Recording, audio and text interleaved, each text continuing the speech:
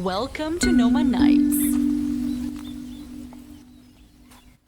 In a distant time, in a land surrounded by mountains on every side, and embraced by calm, flowing rivers, there was a great kingdom called the Kingdom of Norin, and this kingdom was ruled by a powerful king, known among people for his wisdom. But he was not always like that. His name was King Salim. He did not care much about ruling, nor about justice, nor about the people's lives. Instead, he lived in his grand palace, surrounded by gold, servants, and music. He believed that a true king was the one who owned everything, every night. The halls were filled with celebrations, laughter, and lights. But far from the palace, there were people living in silence. They worked hard, yet they barely had enough, and they whispered, "If only the king knew about our lives." But the king did not hear. One day, an old man arrived at the palace, wearing simple clothes. With calm, deep eyes, he asked to see the king. The guards laughed, but something made them let him in. The old man stood before the king and looked at him quietly. Then he said, "Oh, Salim, are you happy?" The king was surprised. No one had ever dared to call him by his name. The king replied, "Of course I am happy.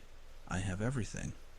The old man smiled, a soft, gentle smile, and said, "If you have everything, why do your eyes look so tired?" The king fell silent.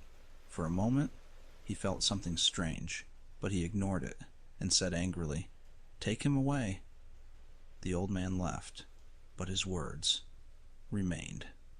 That night, the king sat alone, without music, without noise, and he remembered the question, "Are you happy?" He tried to answer, but he couldn't find a clear answer. In the following days, he began to feel something new, emptiness, despite everything he had. And one night, he decided to do something unusual. He wore simple clothes and left the palace without anyone recognizing him. He walked through the streets of the city and saw what he had never seen before: children playing in torn clothes, men working with tired faces, women carrying water. In silence, he stopped, looked around, and said to himself, "Is this my kingdom?" He kept walking until he reached a small hut. The light inside was dim, but there was warmth. He came closer and heard laughter, real laughter. He looked through the window. He saw a simple family sitting around a small meal. Yet, they were happy. The king was astonished and said, "How can they be happy when they have nothing?" At that moment, he remembered the old man. The next day, the king returned to the palace, but he was no longer the same.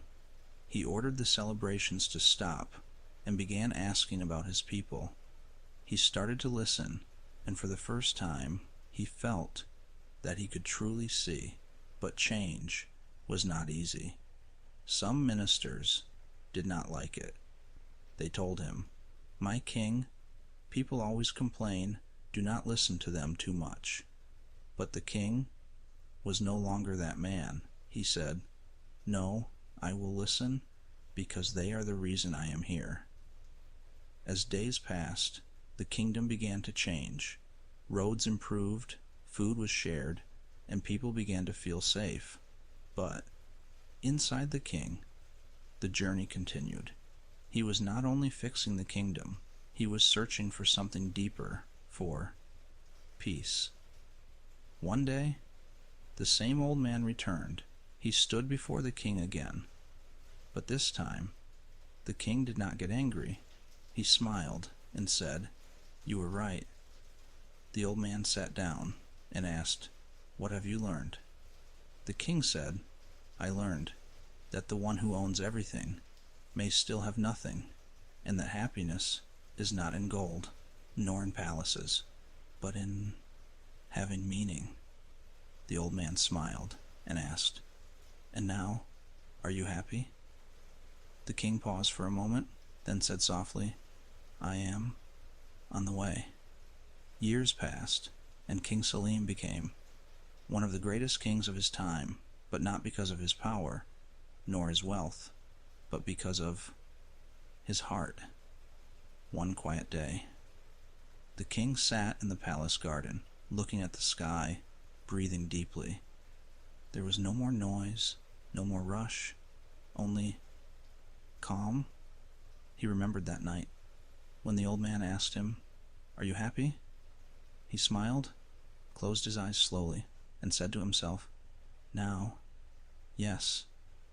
Sometimes we spend our lives chasing things we believe will make us happy, but we discover too late that happiness was always in the simple things, in a quiet moment, in a deep breath, in a peaceful heart. So take a deep breath now and let everything slow down, because maybe everything you are looking for is already inside you."